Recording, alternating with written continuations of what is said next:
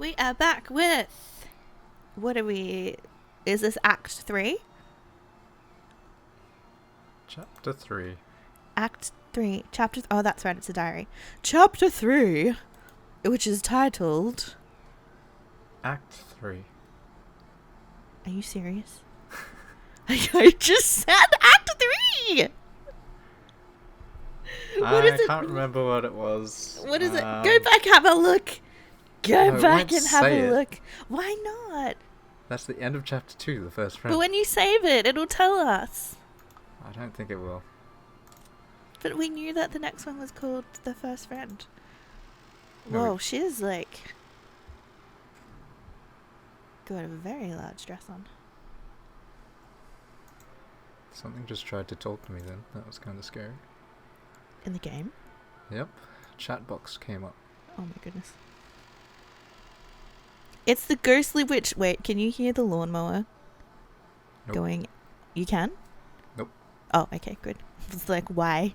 We just hit record and now you've had the whole day to mow your lawn. Why did you start now? It's always like that. Oh. It's like the crows that wait till I get on Discord and like, quick everybody, she's on now. Let's talk to the other side of the world. Okay. Yeah, seriously. Not only was Yasu slow-witted, that kid also lost stuff all the time. But even so, Yasu always had this look like someone else had taken whatever it was away. It really pissed me off. That kid just didn't know how to concentrate. If you always act in that dreamy way without thinking, it's no surprise that you'll do bad work. But it was only like that in the beginning, right? After some time, that kid started concentrating, and all of that bad stuff stopped happening. Whoa, what just happened? Just kicked me out. Did you close the stream? No? No. My Discord's doing weird stuff. Which one's this one? This Modius, Is it think? Glutton? No. Envy? Envy. I think Envy was you. Really? Let me get back. Well, it was all stuff that anyone should be able to do anyway. Learning to do things that everyone can do is a part of growing up. I doubt the rest of you were so clever about everything when you first started, yes? Are you kidding? If we weren't clever, we'd never have been selected to work for the Ushiramiya family. We're supposed to be the elite! The fact that Yasu was young enough to know was no excuse. That's right. If Yasu is supposed to learn cleverness by growing up, then the Ushiramiya is not what I'm supposed to be reading. Then that should have been done before coming to work for the Ushiramiyas. Come on. That kid worked really hard to balance school and work. I think you're all being too harsh. We were selected because we made it through a harsh process, right? No, don't bring out Erica here. That's true. There's no need for us to pamper Yasu. I'm sick of this. I don't get why someone as dull-witted as Yasu was chosen.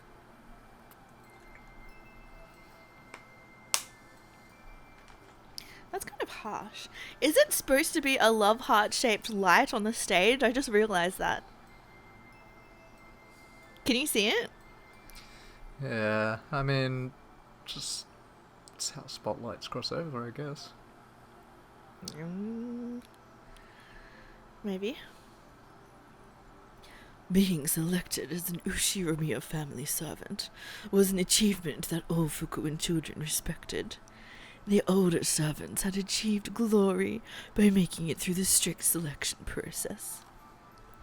Yasu was so clumsy that they all wondered why the child had even been chosen. Of course, Yasu was working very hard for a child of that age. However, before long, the unsatisfied older servants started being mean to Yasu whenever they got the chance. Even after getting used to life on Rikenjima, Yasu didn't manage to make a single friend. At least, not any human friend. Yeah, I like... You get how I was saying it's like a play or a musical or something? Yeah. Yeah, I like it because it's like she's walking down the aisles of the audience and just like talking to everyone like this. Oh, yeah, because she isn't on the stage. So it's like she's going around the theatre, like the entire theatre, instead of just on the stage. Yeah. Here we go, that's what I was thinking of, this part. Days Dazed Enraptured. What have we... Okay. I Saw New Days is next.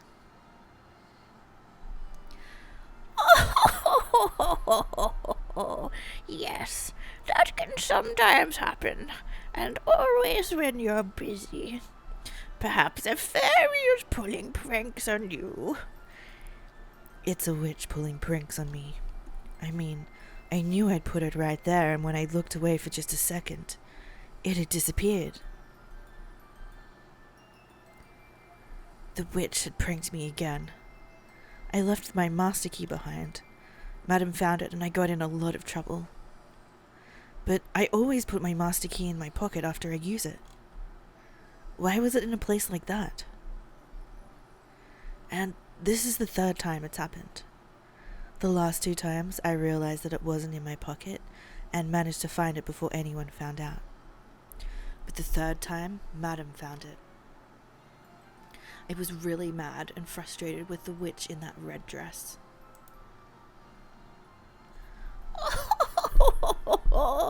Beatrice Summers' pranks can be quite troublesome.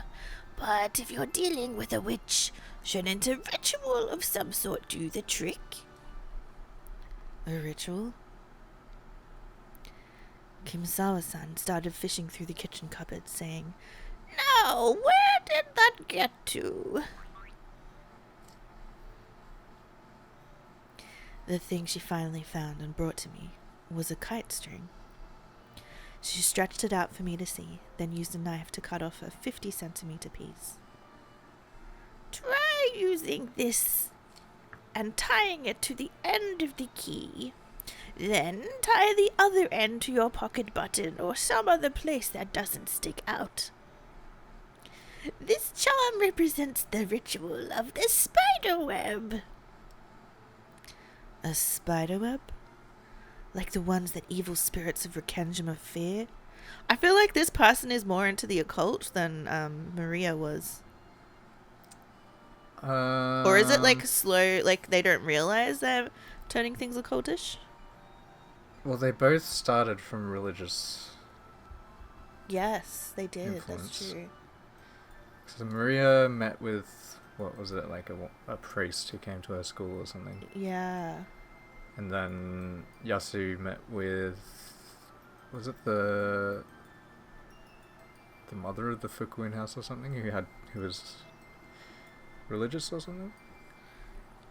It was like the headmaster, I think, was the reference they used. Something like that. So, do you think one of the I don't know, this is me theorizing again. One of the reasons that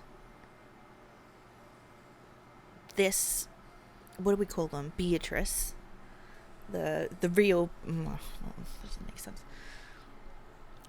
This poser Beatrice, I don't know. Poser? You mean the child, Yasu? Like, well, we're assuming that Yasu becomes Beatrice, right? Yeah. So you could call him Chick Beatrice, to be honest. Okay, so let's say, so we know that Chick Beatrice first reached out to Maria as Beatrice, right? Right. Yeah, so I'm wondering, do you think Maria was chosen because they kind of saw a young version of themselves in Yeah, Maria. I probably would say that. Yep. Yeah. I was Okay. thinking about that last episode. Yeah. So it's like it's just like so, because there seems to be quite a few similarities between Maria's like I guess introduction and journey into the occult, and it seems like this is going there as well. Although Kumasawa does seem to have a good way with them. Instead of just being like, here's a trick, tie this to your button pocket and the key, and then you shouldn't be able to lose it. Instead of like just being straightforward, was like just like, now we're going to do a magical spell. This is a Sometimes you spider kind web. of have to do that, yeah. That just makes Like me you- wonder, like, exactly how young was Yasu? Because it's like, you go up to a child and be like, you go on the road, you die. It's just like, I don't know. Do It's you just know what? hard There, for them to comprehend. Yeah. I remember as like not a super young child, but a child, maybe about like 10, probably like 10 to 12, that age, and like trying to look after like some of the kids at primary and having to take them to the bathroom, and they're just like crawling on the floors, climbing over like the toilet stalls, just like just rabid children everywhere. And like as a child, I just remember being like, if you touch the floor you'll get germs and then you'll die. Just being like so dramatic, like don't do this or you'll die. Like they're just like, oh okay, and then they go and do it again. They literally don't care. Kids Yeah, are, so, kids are like, funny. I think even the concept of death is lost on kids to some degree. So like, That's true. like I was saying, if yeah. you tell them like, oh, if you go on the road you'll die, they're still not really gonna understand it as well as you would like them to. Even though like to you as an adult, you're like, death, that's like a really really big thing. Yeah. They're just gonna be like, huh? What's a death? Pretty So you kind of have to like much. play around with their imagination and make it into something that they, you know, like how they had the whole like, don't go into the forest, there's wolves, don't go into the forest, there's a witch. That kind of thing. Yeah. Something that like they can relate to a bit more. Did you? This makes me want to ask you if you heard about the story of the little humans. The what humans? The little humans, small humans. Small human number 1 opened the door for small human number 2. And big human number 2 didn't realize, and when big human number 2 came out, they saw small human number 2 in the middle of the road and nearly had a heart attack. Did you ever hear about that? No. Are you talking about like our family? Yeah. Something that happened? Yeah. Why are you saying small human, big human? That makes no sense to me. Yes, it does. Who are the small humans? There's small human number 1 and small human number 2. Who do you think they are?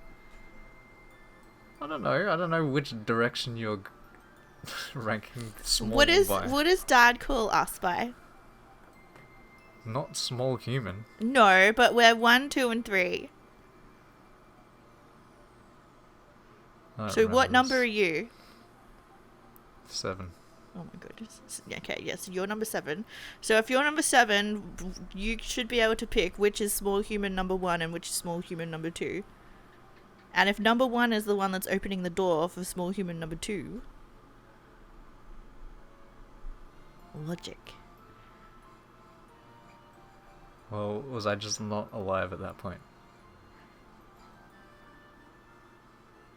No, we are big humans now. Yeah, but for the time of the story, was I just not there? I don't know. 'Cause I wouldn't remember that. You could be in your room. I don't know. I was asking if you heard about it happening. I haven't heard about it. It was like in the last month or so. Last month? Yeah, around about that time. Like in the last, I don't know, 3-4 weeks. Wait, what? Yeah. I am not a small human, though. No, you were not in this story. Yeah, but small human 2 is not a small human. What do you consider them to be then? Are you talking about A big baby? I don't know. Are you talking about yourself and a sister, or No.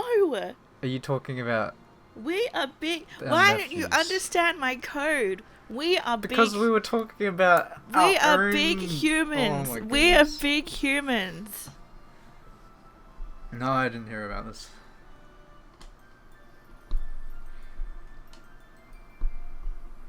Big human number 2 went upstairs to either go to the bathroom or get dressed something. Said to small human number 1, do not open this door, whatever you do.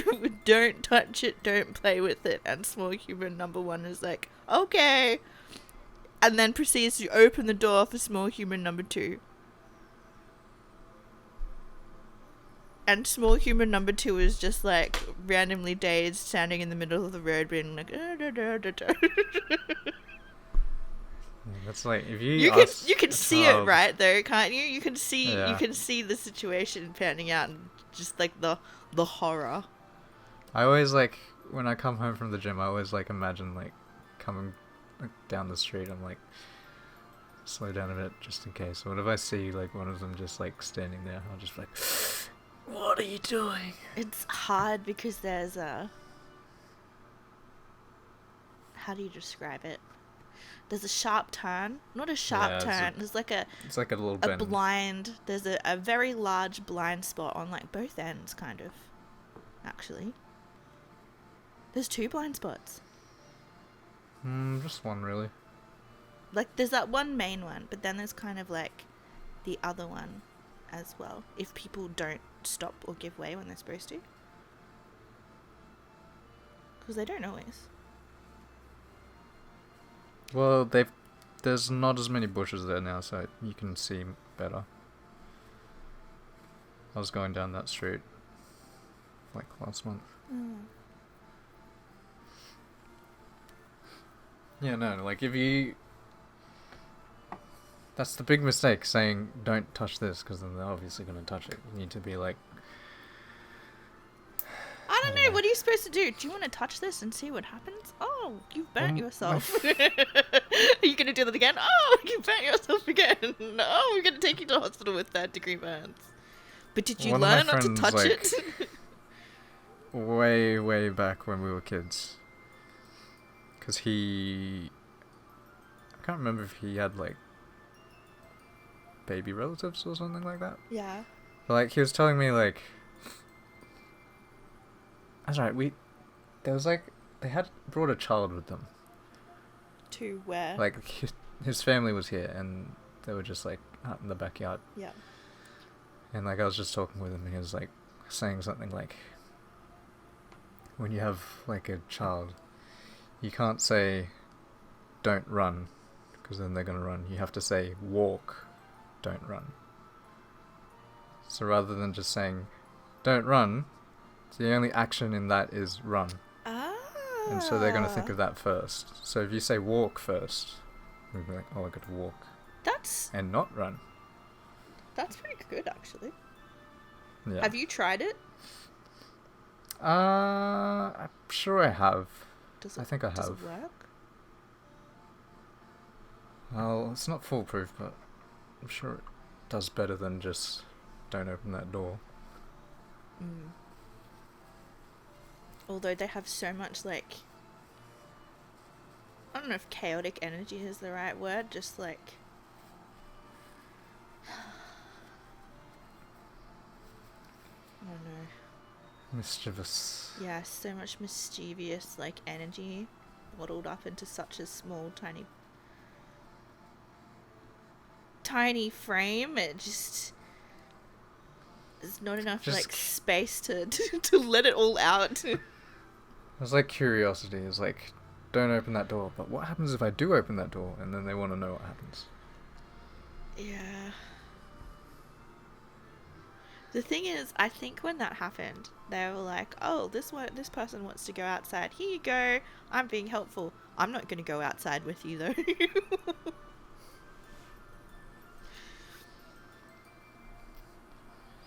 Alright, we've done a Big 15-minute detour. Let's yeah. go back to Oh it. goodness. Good, I'm glad you remember. I'm dying. That's a good role play from Kumasawa right there. Oh no. No, Kumasawa should be young and healthy right now because what is this? Her hairline is not healthy and energetic. Look, some people just have hairlines that they have no control over. Some people Stop mocking me and continue. Some people are born with hairlines that are much more severe than Kumasawa's. Stop mocking me and continue. You're lying.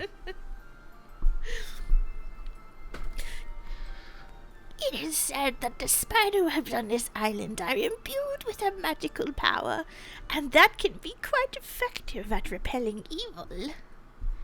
See, if you stretch it out like this, it looks like a spiderweb, doesn't it? This way, that spiderweb-hating Beatrice won't be able to prank you anymore. Wait, so Beatrice being afraid of spiderwebs, was that already a piece of lore? I think so. Yeah, it would have been mixed in already. That makes more sense in terms of why she's... Because they're talking about the witch Beatrice right now. They are talking about it with her, and so... With the witch, it was originally the demons, and then with the witch mixed in, spiderwebs became a thing. Yeah, so that was I misunderstood.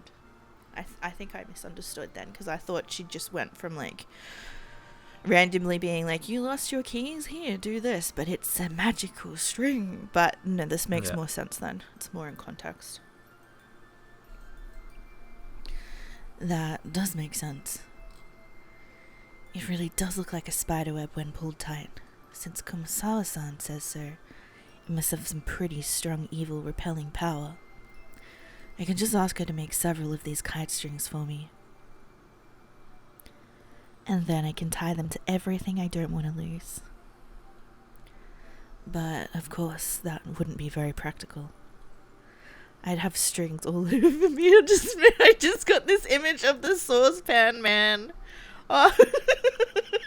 Could you imagine if it was the saucepan man? Do you know the saucepan man? No. There's did you... I don't think you read any Enid Blyton books, but I'm pretty sure we all watched the shows. They had, like, the show The Faraway Tree. I can't remember what the show is called, but the series is based on a tree called the Faraway Tree, and there are all these characters that live in the tree, and one of the characters is a man who is covered head to toe in saucepans, and he's really loud and kind of like the bumbly, like, clown of the group, and he's called the Saucepan Man. He's always, like, getting into trouble and unintentional mischief. He's just a funny character. I don't know, I just got a visual mental image of the Saucepan Man as Chick Beatrice. Except with not with saucepans. With brooms and dustpans and cleaning cloths and who knows what keys. If you Google Saucepan Man, and you can add an image of Saucepan Man into the thing so people know. You can just take a selfie with a saucepan on my head. Oh my goodness. Actually, that looks like a legit Halloween costume idea. That's a book week idea for a costume. Book week? What a nerd. They do that in schools these days. They do book week. It's like cosplay at school. Every couple of months. It's a thing now. Just you wait, in a couple of years when the little ones start going to school, there will be book week. And there will be lots of photos. Alright, whatever you say, nerd. Oh my goodness. What about things I can't keep tied to me? Like pencils and erasers. For times like that, there's a different ritual. All you have to do is make a house for Mr. Pencil and Mr. Eraser. Make a house? You mean build a roof and a bed and stuff? You aren't actually building a house. You're giving them one. For example, then take the knife I cut the string with. I want to go home. He's such a lonely kid that he wants to go home the moment he steps outside. So, if you leave him anywhere else, he'll get lost and start crying. See, we just left Mr. Knife lying there, so he got lonely and started crying. Poor thing. What? How young is this person? They're like, This is like the type of conversations you have with a 6-year-old. well, Jessica was 6. And they were, was it 3 years? So like, maybe 9, 10? It's just mentally They immature? mentioned it. They mentioned something about like 3 years were added or something like that when they were talking about Jessica and how they went to school with them even though they were older. 3 years were added. 3 years were added. I remember because they were trying to cover up the child, and so they pretended that they were 3 years older or Older younger than or they something. actually were. That's right. So that because Kinzo was, they said he would be too perceptive and he'd pick up on it or something. That's right. 'Cause they were born in the same So year. does that mean technically same age as Jessica, but we're lying about the age? Maybe. Because that makes more sense.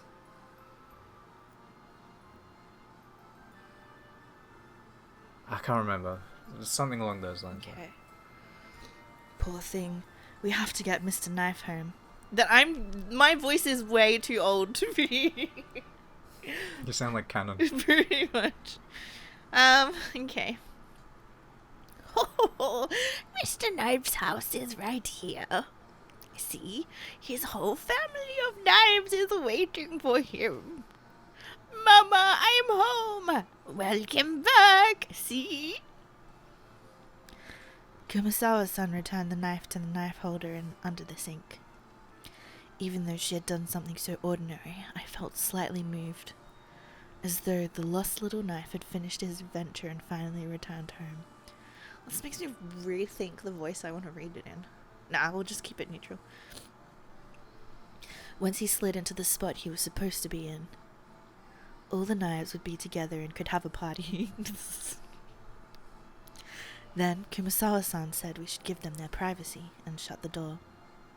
Why would you leave knives under the sink? That just doesn't seem like a good place when you do have children running around. Haven't we had knives under the sink our whole lives? Now that you mention it, they're still under the sink. Maybe it's an Asian thing. I don't know. I do think about it. I'm like, shouldn't we move these somewhere else? Because I was just thinking of, like, at Mum's place, right? Like, the knives are actually still under the sink, and the cupboard doors are one of Small Human Number Two's favorite thing to, like, open because it's, like, their height level. And just, like, going through all of that. That could be... There's some pretty sharp knives in there. Okay, then. These are... Look, Umineko giving you life reflections on child-proofing your house. When are you talking about children's imaginations and then you just like, nostalgia. Nostalgia stacked on top of the nostalgia. Yeah. Oh my goodness. Okay. The poor things hidden by the witch must get lonely easily. So, when the witch tells them she'll take them somewhere fun, they're happy to go along with her. How can you stop them from doing this? Take them home right away. Exactly. They're lonely, naughty kids, so they'll go with the witch if they get the chance. Maybe this is how I should think of my things to help me clean. They'll go off with the fairies if we leave them out. Are you a 6-year-old? if it's gonna help me be cleaner than I currently am, I'm gonna take it. So you must always take them home quickly. I'm just thinking. I think they are 3 years older than Jessica. So they added Because 3 years to their 3 years? Oh wait. I think they subtracted. Because you got to remember, Natsuhi was having trouble giving birth, and so Kinzo presented her that baby during that time period. Yep. Yep. That's true.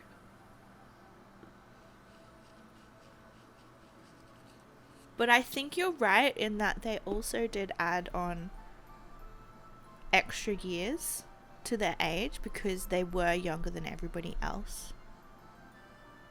Yeah, that's right. So I think they're still young because everyone's still like, why did they accept you when you're so young? Yeah. But if it's like a legal thing or something, they're still like younger than what age everybody believes them to be. Yeah. That's what I understand. Maybe. Yeah. Wait, so then... Yeah. So they subtracted 3 years, but they're actually 3 years older or something. So was it subtracted 3 years to get into school? Yeah, because Jessica would be 6. Yeah. So... Subtracted if 3 they're years 9, to get into they go to school, 6. but then told everybody that they're... Because who would believe you hired a 9-year-old servant? That's got to be illegal. No, I think they actually believed they were a 6-year-old servant.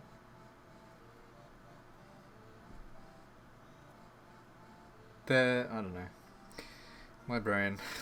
Yeah. So they're dealing with orphan children. Yeah.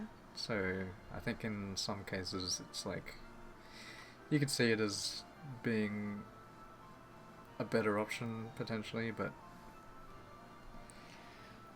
I don't know, servants and slavery, when you're a child, what is the difference?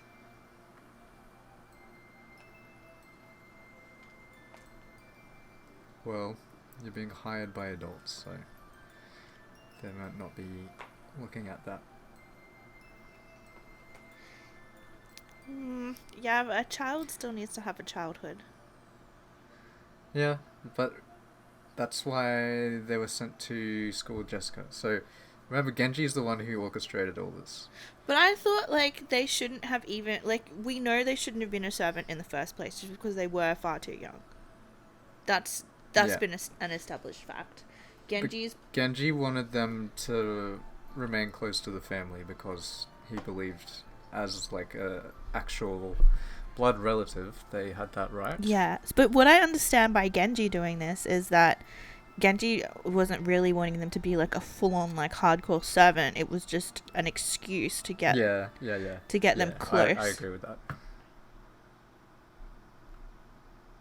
And that's probably also one of the reasons why there's so many complaints from the other servants, because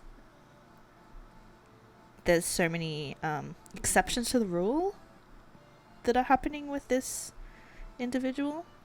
Yeah. They stood out Yeah. because of it.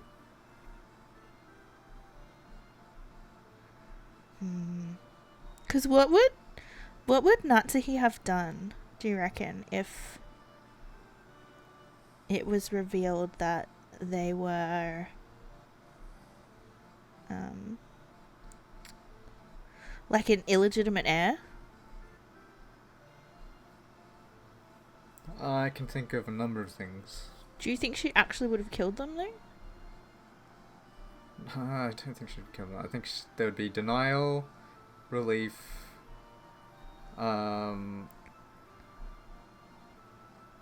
like, what's the word? Oh, denial, I guess is the right word. Because, like, it's been brought up a few times, like,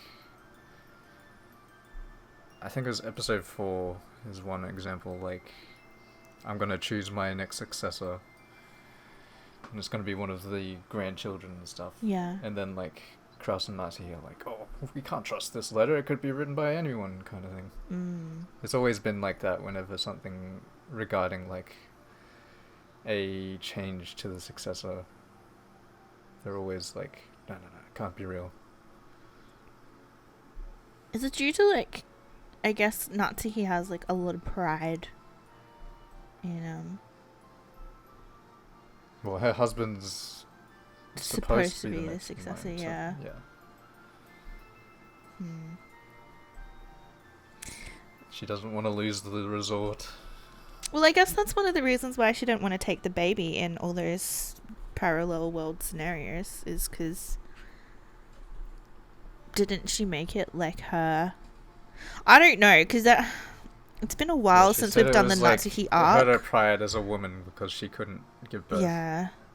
It was like he was saying, "Here, you're not good enough, so I'll do it for you. Just raise it well." Do you think also, like, I don't know, kind of like her pride is like being the one to, like, to birth the successor was like a thing as well, because she felt so, because she often comes across as like a powerless or seemingly powerless character in the previous games. So could it kind of be like her, I don't know, thing she felt she had control over? I forgot where I was going somewhere with that, and it's sort of slipped my brain.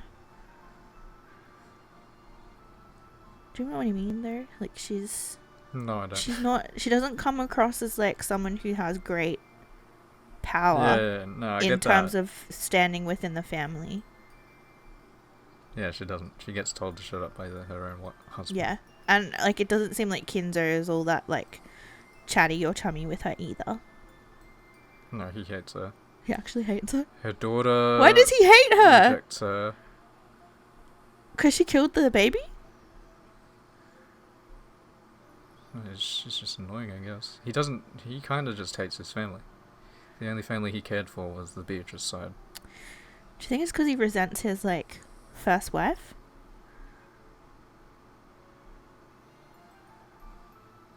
He was in grief because he lost his mistress, his love. And his child. And his child. And his child.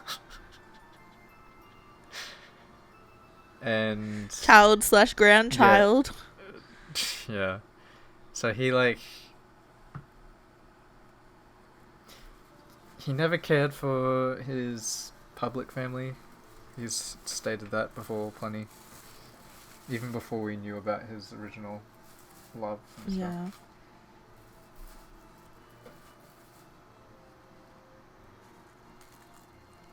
I just don't know how you can, like, not to love your children. Well, he didn't choose the wife. He didn't choose to have the family, I think. They still procreated. Remember he was a puppet, essentially. Yeah. They decided everything for him.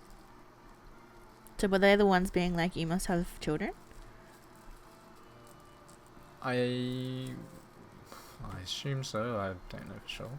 Want to I don't think they continue explicitly the say family it. line. Yeah, Why did he not stop at, like, one child then? Because he gave birth to, what, 3, 4? 4. 2 boys and 2 girls? Yeah.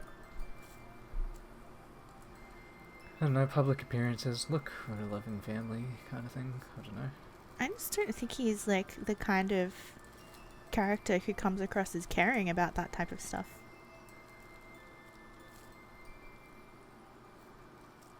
But well, that's the fun thing about Umineko. You've got that side, and then you've got the other side where he had the Beatrice side, and where he was extremely caring, overly caring. I feel a little bit too much love, the wrong type of love. Ah, no! Oh, it's so wrong. See, that's one of the things I was saying to you last week after we finished. I was like, Yeah. how my opinion on Kinzo. I don't hate the character or anything, despite what he's done. Not to say it doesn't I make it right, support but it. yeah. Yes. It's just like you can understand and sympathize with the hardships he's had to go through, but not with how he's dealt with it. Obviously. He's experienced extreme hardship and extreme loss. That's a lot of loss. That's a lot of loss and a lot of grief to have to go through all around the same time and still be alive. However, the way you do not handle grief by that. Yes, no, that's very. So you've got like, I think the whole point that I was telling to you was like the characters are meant to be human, not like demons and monsters and stuff. Despite demons and monsters everywhere. Despite having the ability to do like pretty horrendous things. Yeah. Well, that's humans in general, though. I feel like we. Yeah, that's the point. It's like you're capable of great good and great evil, essentially. Do you think? And like, I think most of the characters in this series show that. Like all of the family. Yeah. Do you think? Like you see all the good parts about Rosa and the bad parts about Rosa, and likewise for Ava and such. Can I go? What are you saying? It went like 2 times. Do you want me to interrupt you again, or? I was gonna say, do you think that part of this way of looking at humanity and the I guess the horrors that humanity can commit in the guise of like a fantasy element comes from I forget his name, 07, Mr. 07.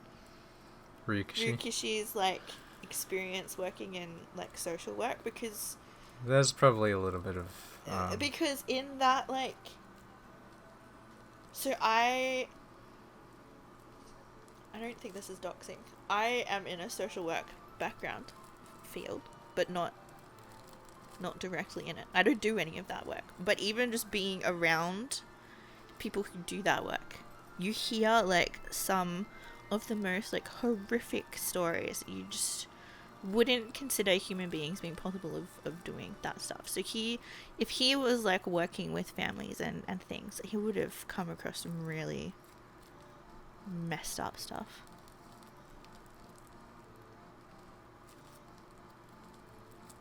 It's some humans are just. You look at the concept of family and it's such a bright, happy, beautiful thing from the outside, but then on the inside that you've got all those internal struggles that come out. There's the internal struggles, but then there's kind of how can I put it? It's kind of you know how there's the dark web and you hear all these stories about all the horrific things that are on there. Yeah, that's what I mean. It's kind of like that. So it's going beyond your, not to downplay that domestic violence is bad, and not to downplay that it isn't as I bad. Just saying that there's a certain surface level that most people know, and it is present in movies and media, and you kind of know it exists and you're aware, but unless you personally know someone or you've personally been through it yourself, sometimes it doesn't always register as to how serious a thing it can be. And you think, oh, it's just these things, someone got hit or someone got slapped, and that's but then there's the the actual unhinged tie you in my basement kind of the when it gets to the level of depravity where you've got family members or other relatives or people even parents can just be absolutely depraved beings, and you enter into a realm of torture, and that is really messed up. And I think So you want to finish another Higurashi, by the way? just closing that, I think with DV and that side of things as well, like you think it's like shouting or like hitting. I think there's a lot of people who just see it as that, but what I think a lot of people forget is that people die. People die from DV. People die when they're killed. Yeah. They die. I know that sounds so dumb, but it's like oh, it's just like There's some people like, I don't want anything to do with that, but it's like people die from it. I think I can't remember the statistic, but it's like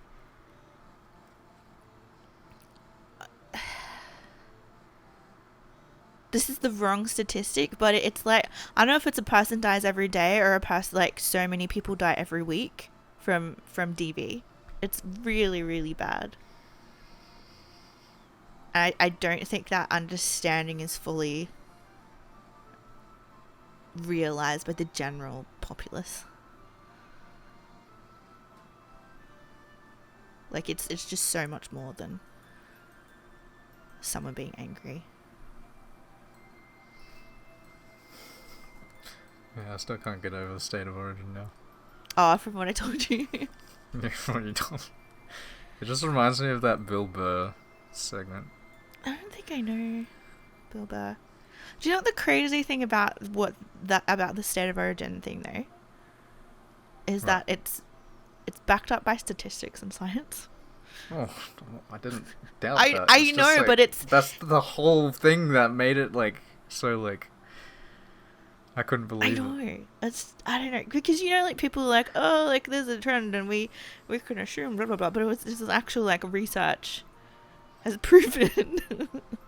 It's just, I don't know, it's just crazy. It was like my mind was blown when I was told that. I was like, oh my goodness, I feel like my brain has popped out of my skull, cannot process or function.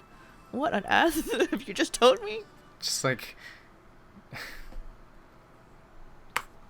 all over like some guys chasing a ball on some grass.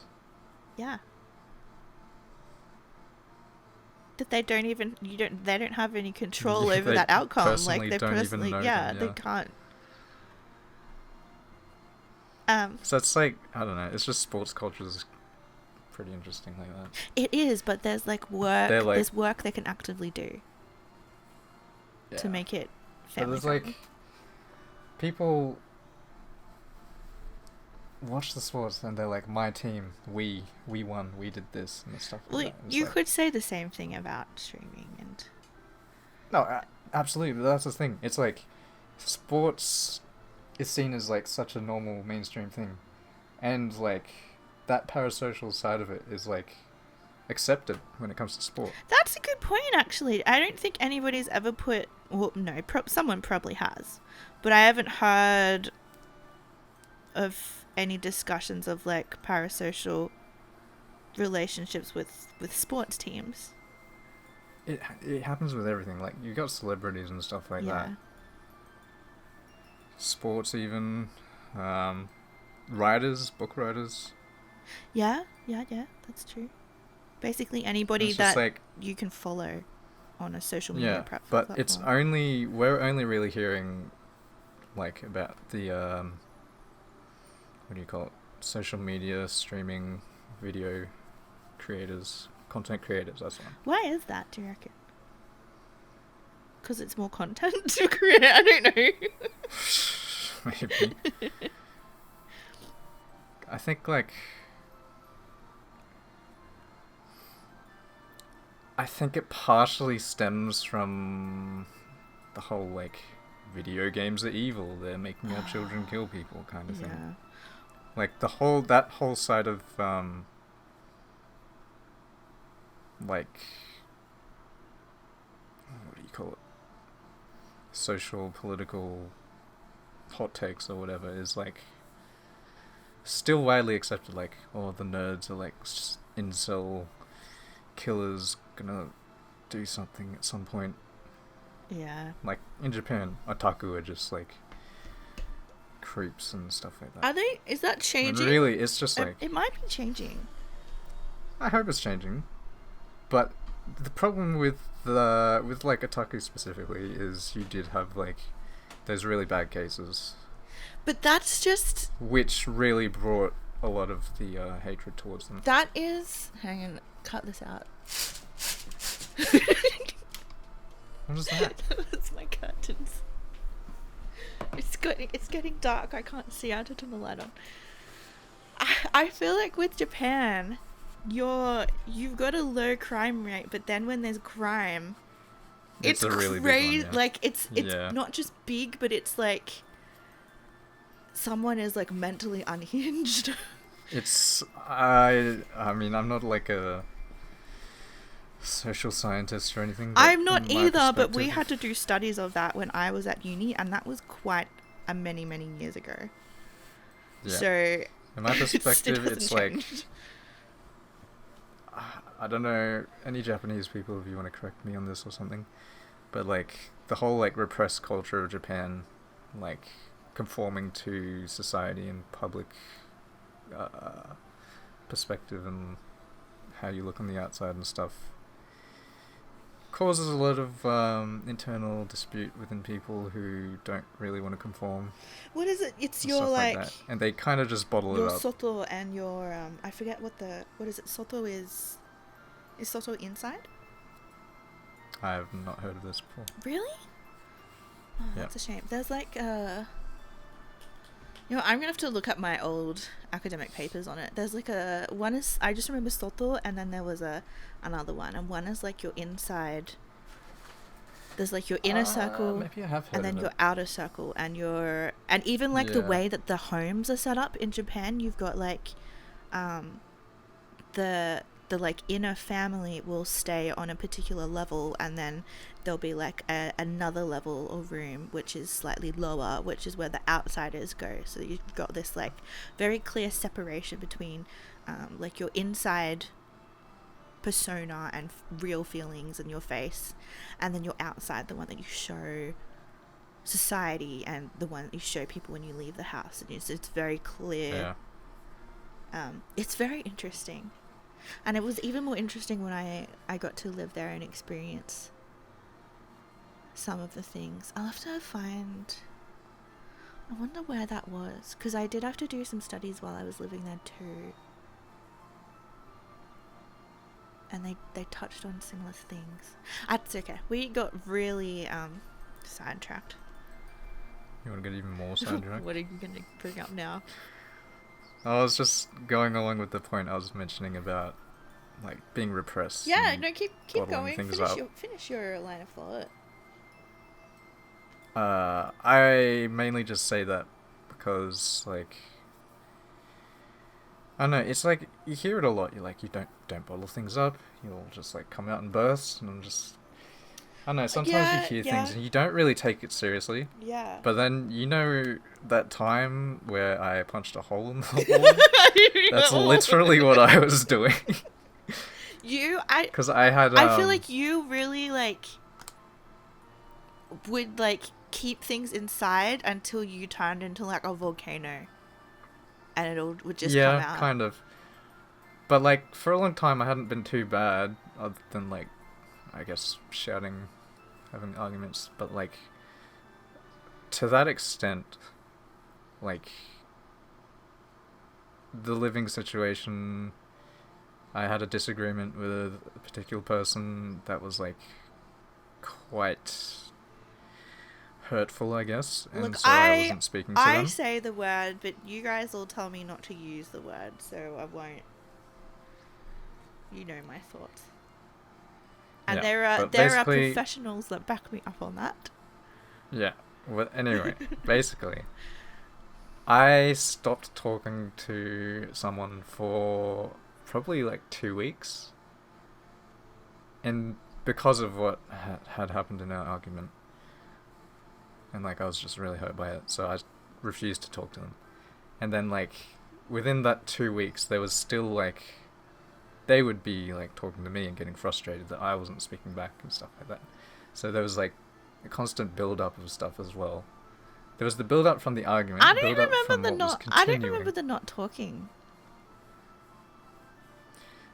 It happened. Really? And then it was like I remember what caused it, but I know it was like the matchstick that broke the camel's back type of situation. But I do remember like what caused it, just being like, why would you not, like, I don't know. It's just like you have control of this particular thing 7 days a week. It's just like one hour.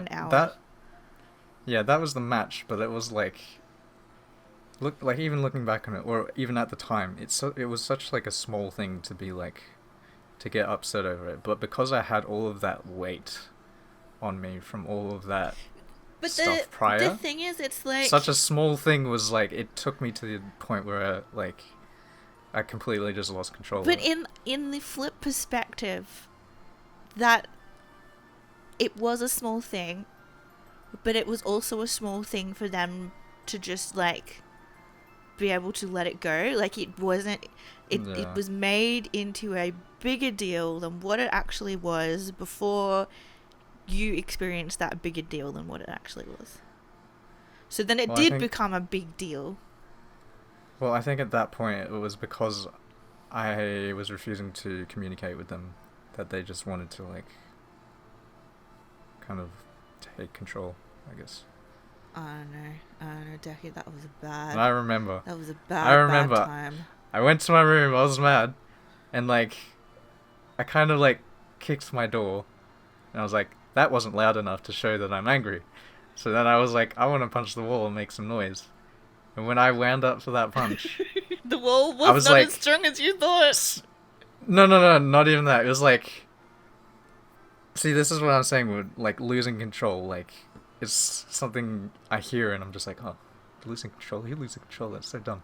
But in that moment, like, that's when I like realized that it's a real thing, like bottling it up and like exploding. Like, I wanted to just make like some loud banging noise. And so I'll restrain myself to the point where I can make a bang without like damaging anything. Is what you thought. But once I like... No, I've been perfectly capable of doing this my whole life. But in this moment, when I had like wound back my fist, my head kind of just like got fuzzy. Like my face was just like buzzing, and like I literally lost control of my physical body essentially. And so when I went for it, it all just came out. And it was like, I restrained myself pretty quickly after the initial impact. Did you have like a moment of clarity where you saw the hole in the wall and you were like, oh crap? Well, like, not immediately. It was like, once I'd hit the initial punch, like, I was restraining myself, but it took time. Like I had started to regain control, but I still hadn't had full control. Well, yeah, like, because it's gotta, like, it all comes out and it's gotta, the lava's gotta flow once the top blows. So it wasn't actually just one punch, it was one punch, and then, like, I guess instinctively I brought my other fist in as well. Oh, really? I didn't know that. Yeah. I thought it... Oh. So I did 2 punches to the wall. The left one was a little bit weaker because I was starting to regain, like, when did the hole composure. fall? On the first one? The first one. Okay. Yeah. And then there was a third punch from my right side again. Oh, really? But it was like barely a punch. At that point I'd like regained control, and it was just like a slow kind of like press against the wall. Ah. So that's... I'm trying to remember. An embarrassing I'm trying to moment for me. remember. It's like...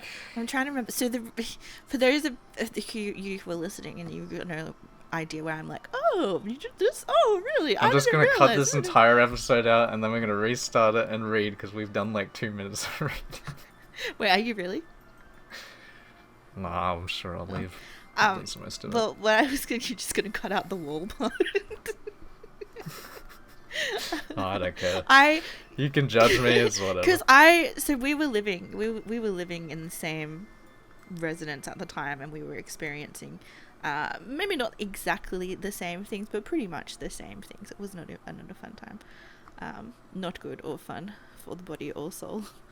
But I was there because I remember like hearing it, just being like, oh my goodness, like the individual has pushed Deki like way beyond the edge of what it's capable for. Because Deki sounds like it sort of sounds like you've got really bad anger management problems. But I think I honestly did when I was younger. But like, it's not what it sounds like. Like I think you're like really patient and really tolerant and like in order to get to that particular point, like you were like pushed and pushed and pushed and pushed and pushed beyond your ability to control it. Is what I mean. I don't know. My words are getting all twisted, but I don't know. Just like it's not a normal or a natural expression for you to do that. Oh yeah, of course. Yeah, that's what I mean. It's not like a thing that you struggle with every day and every week. This is like a very... I will tell anyone who's like ever curious about how it must feel if you see that in like dramas or movies or something. It's like, oh wow, such a powerful moment. No, if you ever do that, you feel so friggin' embarrassed. You're just like, I can't believe I just did that. I am such a baby. I just made a hole in the wall. Yeah. I don't know. Just for me, losing control of myself to emotions is embarrassing. Interesting. But because it means I've lost like the control of my mental and emotions. I think that period in our lives was probably when I was like the most sick and like anxious as well. I was having like panic attacks regularly. I think I had a really big anxiety attack after you like punched the hole in the wall. Like, just I came to your room and like I need help. I knew you came in. I just showed you the hole. And yeah, I'm like, you showed me. What do I do? You showed me, and then I like afterwards. I remember like I went to the bathroom and I just stayed there, and then I had like an anxiety attack. I was like shaking. Like, I was like crying. I was like, ah. It was not. Meanwhile, I'm just like, how do I cover this up? Yeah, I know. You immediately went into like, I think I need to do this and I need to do that. What will YouTube like tell me and how I can like fix a hole in the wall? Oh my goodness. And then the other person was just in the other room like, oh my goodness. To this day, I still don't know if they realized there was a hole in that wall. I gotta look at it again to see what it looks like. Because did you paint over it? Yeah, it's painted over. You could, if you look really closely, you could tell that there was some sort of like handiwork there. Because didn't we like, put a... from a distance, you can't really tell. We put like... It wasn't even a poster. It was like a code for like a Pokemon or something like that. I just remember that. Was it me who stuck it over? I think you were going to leave it, but I was like, no, let's just put this, what do we have to like hide this for now? I was like, I guess it covers it. Oh my goodness. Oh, that was... Yeah, that was a period of life. If you look through your heart's eye, as they say in Umineko, Yes. you will find the hole you were looking for. Yes. I must first close my eyes, the ones that I used to see, and then astral project myself from my body so I can see with my heart. You will be able to find Mr. Key. Mr. Key, who does not belong with Mr. Knife, who needs to go to their family. Talking about Mr. Right, Key, let's continue. yes. Look at that Mr. Key, you just tied to a string. He is sitting there all alone, crying and asking you to put him in his home in your pocket. Wait, is that Kumasawa? It could be either of them. the mind of the child. Oh, okay. Stop, I'm lonely. I'm lonely. The voice of the lonely Master Key finally reached my ears. Oh my goodness, they really are. Damn, I'm good at this. Oh. I'm so good at this. I hurried to pick it up, took the other end of the string and tied it to my pocket. I want to say button. My pocket button, and put the key in my pocket.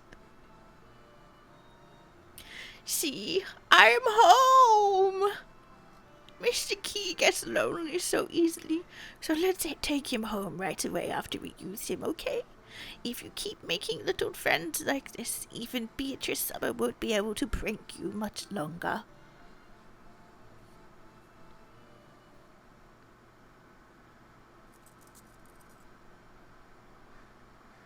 When break time was over and I stood up to see what I should help with next, I felt a tug, and the key ring with the master key fell to the floor. Oh my goodness.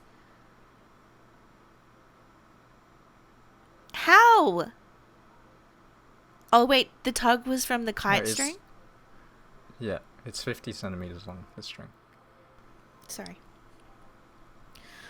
Once again, I had left the master key on the side of the sofa and forgotten it was there. Now we're acknowledging that we have some part to do with this.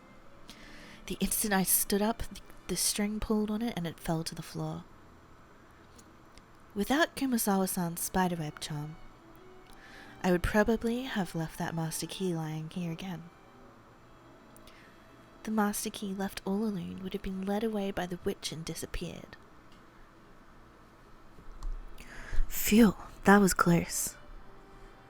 And once again, I heard the master key, who had almost been left on its own, cry and tell me that it wanted to go home. I'm sorry. Come on, let's go back home to my pocket.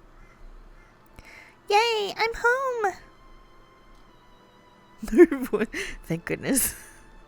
Just like no response. I almost got pranked by the witch again. This would be Garp, right?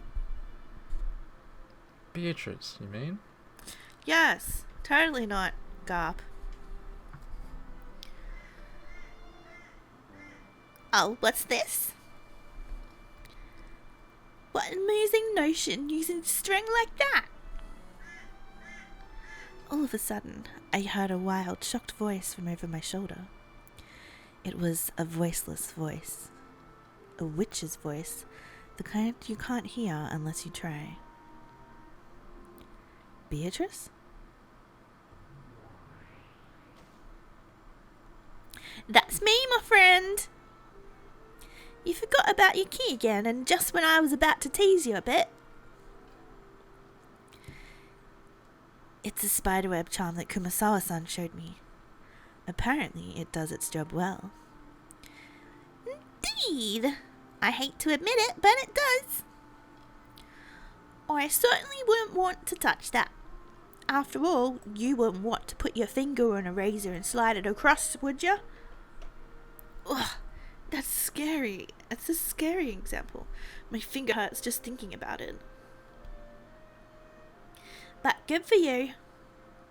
You didn't have to get yelled at by Natsuhi for losing your key again. You should be thanking me. Why? Because I annoyed you. You learned of that ritual, correct? Thanks to that, you managed to avoid the screw-up for forgetting where you'd left your key once again. In other words, it's all thanks to me. Don't I deserve some gratitude?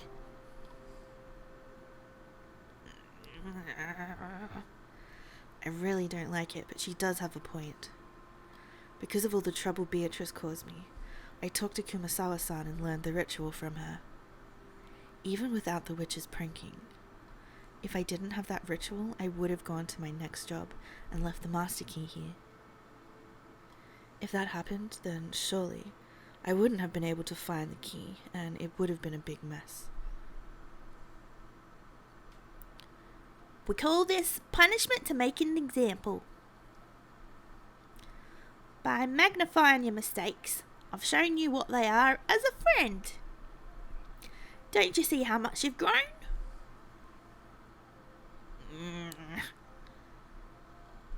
I get the feeling that Kumasawa-san is the one I should be thanking, not you. My. What a thankless job we witches have. Anyway, I win this time. Okay? I need to get back to work now. Very well, my friend. We'll call this your victory. However, I'm bad at giving up. I'll keep watching you even more closely now until I can even the score. Prepare yourself.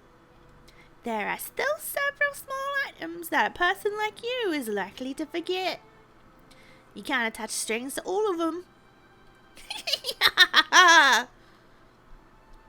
The spiderweb ritual isn't the only one I have. I also learned the take them home ritual. I won't let you have your way anymore. Let's see how well you actually do. Even so, that's quite the bright smile you've got there. When a witch appears, it should be time to cry, not time to laugh. Oh, that was so Aussie. Your break time is over. Having a laugh. Having a laugh. Your break time is over. See if you can manage to do your job today without slowing down the older servants. Sure, today is Sunday and the weather is wonderful. I had better do my best. Indeed. Go to it with all you can manage. Oh, that's right. Sanon's been in a bad mood all morning. Who was Sanon?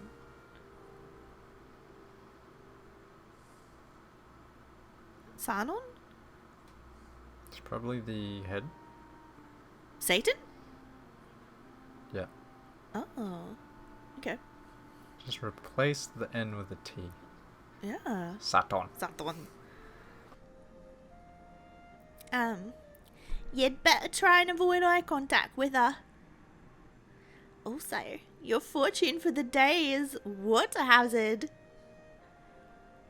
Make sure you take care when standing near buckets of water. This is you we're talking about. I'll be waiting for you to knock over a bucket and get scolded just like usual. Thank you, Beatrice. I got the voices mixed up. Back when I couldn't see her, I simply hated this prank-loving witch.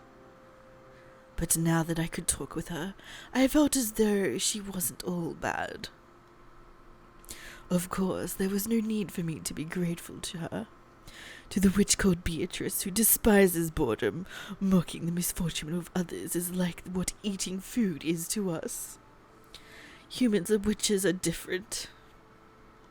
Incompatible beings. And yet it felt as though we could become friends. Of course, she's still a witch. I mustn't get careless. And yet, not being careless is a good thing. Thanks to the tricks and rituals I use to keep her at bay, I am able to concentrate. That could hardly be a bad thing. Those things will be useful for my job and my life, even when I don't have to worry about the witch's pranks. I see, so this witch called Beatrice really is like a demon. Apparently, it's possible to build up a friendship even while speaking hostilely to each other. Is that what Beatrice was sort of aiming with back? Like, to actually be friends? Or more than friends? Who knows? Ever since then, there was an incredible change in that kid.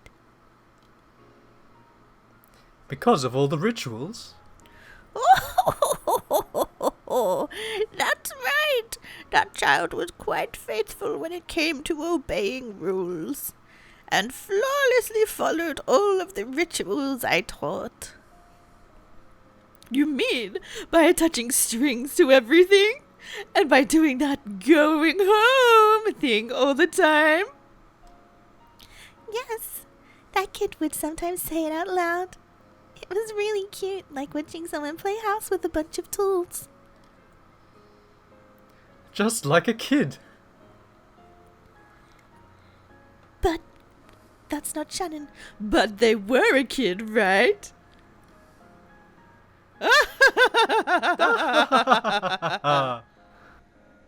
Oh, with adults, you can say something one way and all of them will understand. However, there really are many different types of kids, and you need many different ways to teach them things. If you can find just the right way, they learn quite easily. Some kids learn better when they're punished, and some learn better when they're praised. I used to scare a neighborhood kid and tell him that a fairy would take his things if he didn't keep a good track of them. Oh, this was the same, except the fairy became a witch. Still, doesn't that sound like fate? After all, you knew this kid was Beatrice's child, didn't you? Oh, yes, I did know. It must have been strange to tell Beatrice's child that the witch Beatrice would play pranks on you unless you put your stuff away neatly. When that child came and told me that a witch was stealing things and pulling pranks, it made me think. I took it as a sign that the late Beatrice Summer had become a witch and was coming to teach her child to keep track of things. That's why I thought this was the best way to teach that child. That kid started out with a bad reputation for forgetting and losing things, but got a lot more cheery after overcoming those bad habits. By surpassing weakness, those weaknesses become strengths. And that is how people gain confidence and grow up. Those small spurts of growth made me feel as though this was my own grandchild.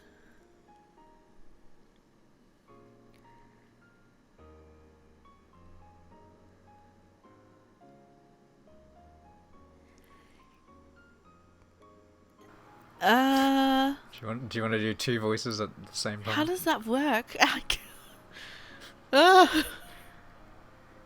Thank you, Genji-sama. Thank you, Genji-sama. Thank you, Genji-sama!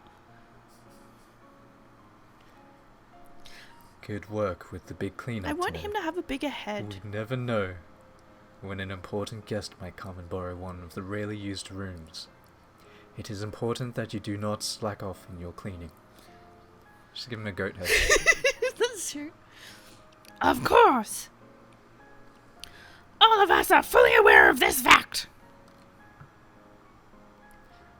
I hoped that is the case. When I looked around, I found this. Whose is it? Oh no! How? Genji took a master key ring out of his pocket. Apparently someone had dropped their master key. All of the servants swung around to look at me, the usual offender. Come on, Yasu again? You shouldn't be so quick to judge. I have mine, of course. There's no way I'd drop something that important. And the rest of you? I have mine. Got it. So it was you, Yasu! Do you still not get it, even after the scolding Madam gave you? You're just so! Normally, I would cower and apologize under their glares, whether I was guilty or not. However, I've changed. So I proudly held up the key with the string still attached.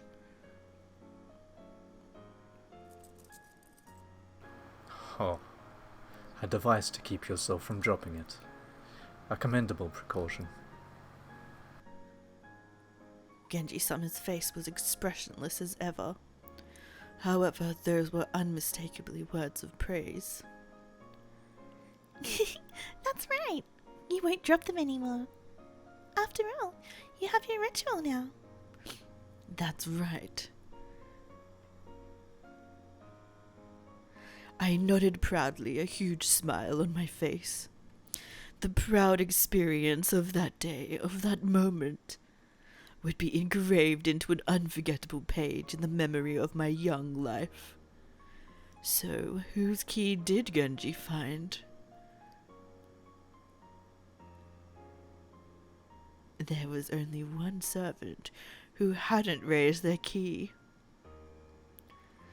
As she muttered, "It has to be Yasu's key, not mine," and fished in her pocket. Her face went pale. You mustn't slack off, even when doing your everyday tasks. But everyone makes mistakes from time to time. I will not press the point, but blaming your teammate instead of reflecting on your own actions is not something I would consider praiseworthy. My apologies. The older servant turned red and hung her head. Behind her, though no one else could see it, was the witch. My friend will not make the same mistake again. After all, even though I've always got my eyes on this kid, I can never find a chance to try anything. But it's a shame. If this girl here has lost her key, I should have tried pranking her long ago. Please don't prank people other than me. Huh? Did you say something? No, nothing. Oh. I tried not to feel vindictive, but after being called dull-witted for so long, I was finally able to hold my head up high. On that day, for the first time, I truly felt as though I'd gotten used to life as a servant of the Ushiromiya family.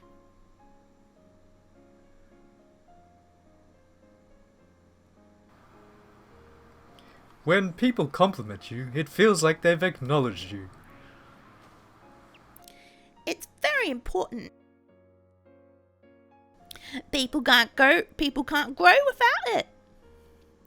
And what happens when people grow? First, it becomes possible for them to find some leeway. Jobs that used to make them scared, that made them worry about whether they were doing things right or not, can be carried out with confidence. That's right. Once things become easy, that gives you some latitude. And what happens next? It gives you a chance to enjoy your time more. As Genji might say it, it gives you time to relax your mind. If you're tense all the time, that just wears you out. It's good to take it easy for a bit, if you can. You mean you learn so much that you can start slacking off on the job? It sounds bad when you put it that way. However, there's nothing wrong with cleverly carrying out your task quickly and using your free time to enjoy yourself. Times like that are what enriches a human's life. That's what I hate about work. If you do that, if you actually do everything, everything, Then you should be doing more. and there's always more. yeah, and you've literally got nothing to do. Like when I was doing my very, very temporary work, there's literally nothing to do. So they had me unpack the shelves to repack them. Why? I don't know, it's really dumb. There's more jobs to be done once the time comes. I feel like you shouldn't need to I would just make more jobs before that bum happens. around with a broom in hand and just chat while looking like I'm working. Oh yeah. In my previous job, that's essentially what I did. Come to think of it, Goda plays crosswords a lot between jobs. He also invents dishes with the leftover ingredients. Playing a bit and refreshing yourself can also be good for your efficiency. You might say that inventing dishes combines work and play. Oh, so I can't. What? I don't know what accent this is. I don't No, know. no. It's like got Furfur's thing still up behind Beatrice. Even Genji slacks off when no one's looking. I can't imagine that. He'll watch TV or swipe some of his master's drink. I can't imagine that at all. And he reads complicated books. Even Genji? In short, it's all about cleverly using the gaps between jobs and play. Jobs to play. If it goes too far, it can turn to laziness. However, people only become mature when they learn to balance work and pleasure. Simply put, if all you care about is work all the time, you're not fully mature. So that kid learned how to play between jobs? It's hard to imagine that overly serious kid slacking off at work. It started with learning how to interact with people. That kid formed a relationship with Kumasawa, the person who was always kind, and started borrowing books from her and talking together about them. Even I had friends at school, but because of my work there was no chance to deepen our friendship. Jessica was always kind and modest, but there was Natsuki's stern order to think of, so we couldn't play together very much. So, at that time, Kumasawa, the one who was always as kind as a mother to me, was the person I felt closest to. Kumasawa was old enough to have grandchildren. They couldn't exactly run around and play together. You developed an interest in Kumasawa's hobby. And what's Kumasawa's hobby? Books! It might be hard to believe, but Kumasawa was a huge mystery novel fan. So the kid wanted to find out what sort of books they were and started reading them. That's right! The nice thing about mystery novels is that you can talk about them while you read them. Even Kumasawa, who already knew the answer, must have enjoyed listening in and hearing what sort of theories a young intellect could create. Ring any bells? No.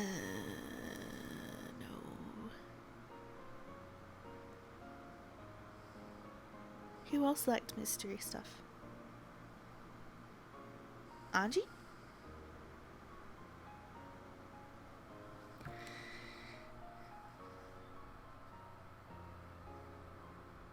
Who enjoys listening in and listening to the theories while they already know the answer? Oh, the witches! Well, Beatrice and Battler. What do you mean of Beatrice and Battler? Don't, burn No, Castle I'm saying and... Beatrice and Battler. Beatrice knows the answers, Oh, true, yeah. and then she's getting Battler to give out his theories and stuff, and she hears them Yeah. out, and then tells him, "Oh no, that's not right," or "Yep," or "Maybe that's right." That's true. I also meant me.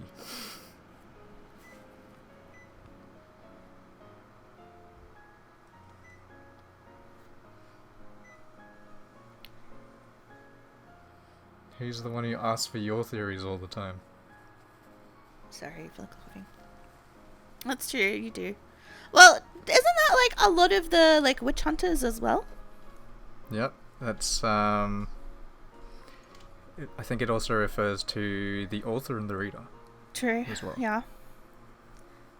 Because Ryukishi likes to... Does he actually look at the theories online that people do? Does he actively not participate, but observe the community? I'm sure he has. Yeah. Never met him, but I'm sure he has.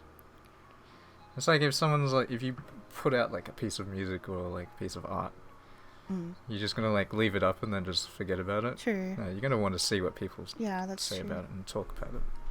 You enjoy other people's enjoyment. Yeah. Of course, I didn't start right away with the complicated books Kumasawa read. First, I asked for her recommendations and got books from the school library. I would even bring them into the servant room and read a bit during every break. Every time a new theory popped into my head, I told Kumasawa about it. And she, who already knew the answer, would nod at my theory and grin. And then tell you. That was a lot of fun for me. She'd tell you to look the other direction. Are you going to take a bath? Bath time's almost over. Yeah, just a bit more. Another one of the Indian figures just disappeared. Oh!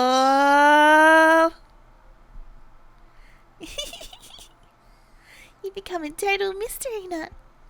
If you get too excited reading, you won't be able to sleep again. Man, that reminds me, I haven't finished reading it.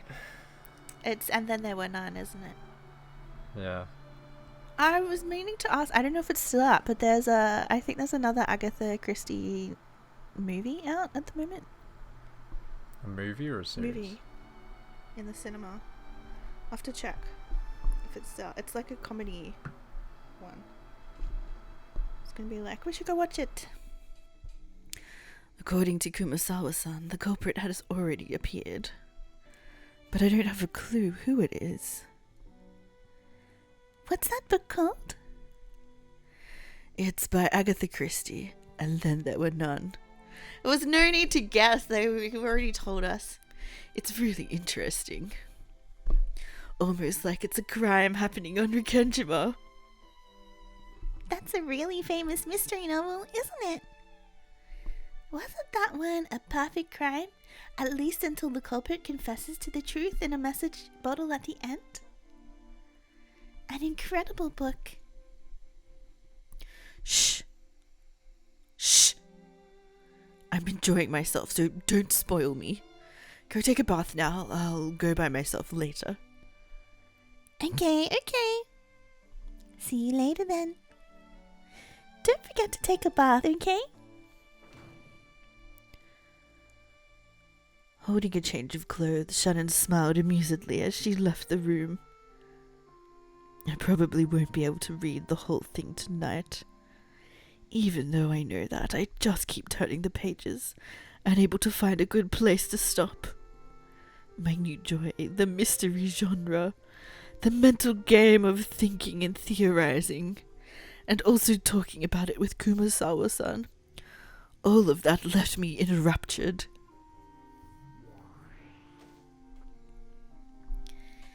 It would seem you've become a complete bookworm. Well, if you do stay up and get sleepy, that just makes my job easier. We can't have that. I better find a place to stop soon. In the ancient times I was born in, pleasures such as mystery novels didn't exist. I've been reading over your shoulder, and this is truly a captivating read. Beata, who do you think is the culprit? And then there were none. Yeah.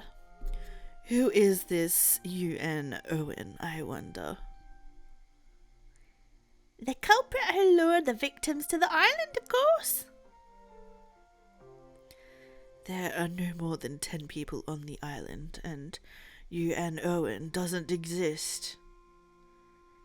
Someone must have stranded them on the island and waited somewhere far away for them to die of starvation.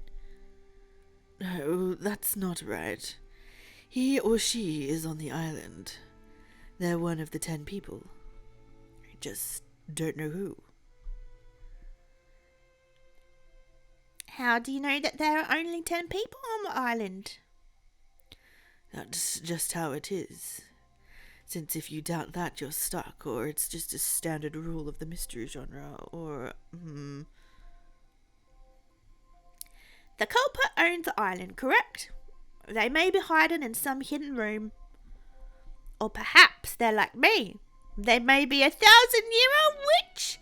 No, if they went to such lengths to kill a mere 10 people, they couldn't be 1,000 years old. 495 years old at best, I'd say. Closed rooms do appear a lot in mystery novels, and books often use the phrase, "It could only conceivably have been done with magic." And here I am with a witch right before my eyes. It's a complicated feeling. Very entertaining, these closed room murders. Once you read the answer, it becomes a tale of humans or a mystery novel. But if you take out the part that reveals the answer, it becomes a tale of witches or a fantasy novel. That's an interesting way to look at it. So there's only a tiny difference between human novels and fantasy novels? If a trick exists, it becomes a human novel. If there isn't one, it's a witch novel. Simply take out the last few pages of that book you're reading, and you might think of Lady U.N. Owen as a witch on the same level as myself. That might be surprisingly wise coming from you. So the culprit of an answerless defective... That's my name in Among Us.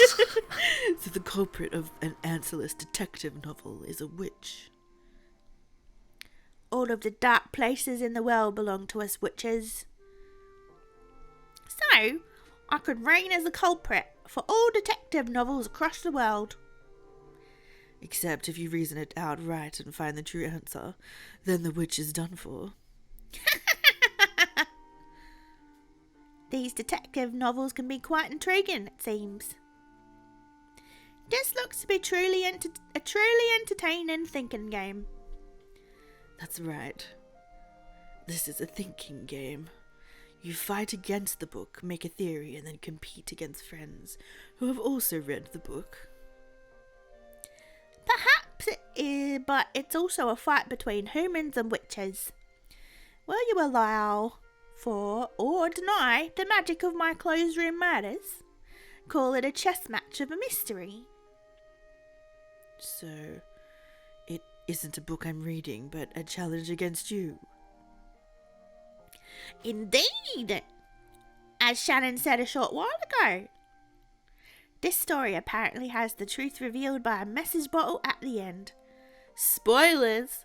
So if you can't expose the truth of the tale before that point, you lose. After all, the message bottle just happened to drift somewhere that it could be seen. If it got smashed and sank before anyone saw it, this would be a perfect crime. Or in other words, a witch's crime that's impossible for humans. That's a fun way to look at it. A fight between me and the witch. Yeah, I really like thinking of it that way. Starting now, until you finish reading. I am Lady Owen, the 495-year-old witch. Can you see through my deserted island murder tricks? I do have one theory. You want to play with me, don't you? I've been reading books so much you've gotten lonely. That too?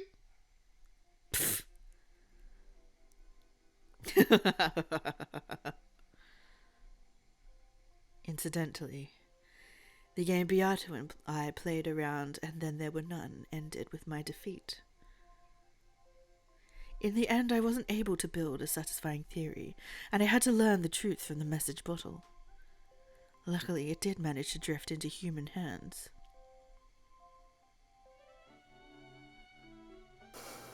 I'm actually just looking at the chest. Oh my goodness. If it had sunk to the bottom of the ocean, as Beato had suggested, I would have had no way of knowing the truth. In other words, I was forced to acknowledge U.N. Owen as a witch. Mystery. I once thought it was just a genre for novels. To think that it came can so easily become a fight between witches and humans, truth and fantasy, I was instantly enraptured by the witches' game. As the months passed by, I read through all of the mystery novels in the school library and started to read mystery novels for adults. I discussed them with Kumasawa. I discussed them with Shannon. I played my game of theory chess, the fight between witches and the truth. Those days were so much fun. Oh, I am one yet many. Here's to the fun game of the mind that enraptured me.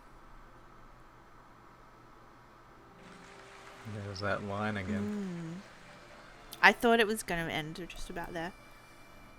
I think every time she says, "Oh, I am one but many," It ends? pretty much a sign to the next chapter, yeah. Oh. Well, I think my voice is going. New days. Is our next chapter. And then how many? We've got Uh-huh. chapter 5, 6, 7, 8, and 9. And And then there'll be one more chapter, not from the diary, but just one Like a more chapter tea after party? that, I think. No, like one final one final chapter. send-off, and then the tea party. Okay. And I think for the tea party, Does Battler come back for the We- tea party? Or the Auntie? tea party we should do all at once. What do you mean? Because this one, most of the tea parties are like just the tea party. And then like, I think episode 5's tea party was long, but it was just still a self-contained chapter. But I think Yeah. this one is broken up into separate chapters. Oh, okay. So it's going to be And I like think a we should 5-hour tea party. It's just not that long. But yeah, I think we should do it all at once when we do it. Okay. Until then, though, we've still got what, 4, 5, 6, 7, 8, 9, about 7 chapters left, In this episode. more or less, give or take. Oh, we're coming so close to the end. It feels like So close, but so far. so close but so far. But like, think of where we started. We started at episode 3. I know, but that was like how many years ago? 2, 1. No, we started with just watching YouTube. Yeah, How long ago was I that can't though? remember. 5 years, 6 years? No, surely not. No. I think it was. No. It was a long time ago. It took us like a No. year to get through each episode. No, it didn't take. Like once It took us a once year I for at least properly got into 2, I it, think. then we sort of like watched more regularly. But Yeah, but I still think because of like how often you were available. yeah. And also like then I was falling asleep through them, so we had to like stop a lot more. Yeah, that hasn't changed.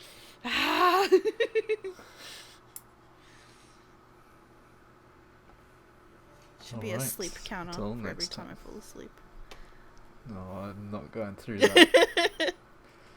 Hundreds of hours worth of Yeah. searching for where you fall asleep. Alright. Until the next act is revealed on stage.